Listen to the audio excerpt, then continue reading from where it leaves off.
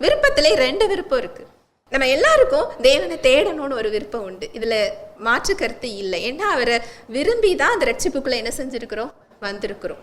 இந்த விருப்பத்துல இன்னொரு விருப்பம் என்ன அப்படின்னா, அந்த விருப்பம் தீர்மானத்தோடு செயல்படுகின்ற ஒரு விருப்பம். வித்தியாசம் தெரியுதா?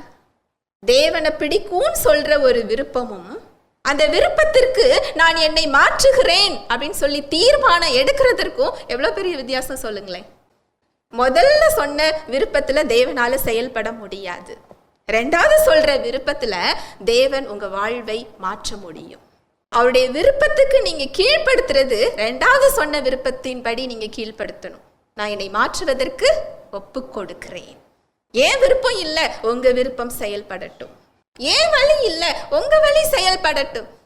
இந்த உறவுக்குள்ள உங்களை அவர் இன்னைக்கு என்ன செய்யறார், அழைக்கிறார். ஹல்லேலூயா, பிரைஸ் தி லார்ட்.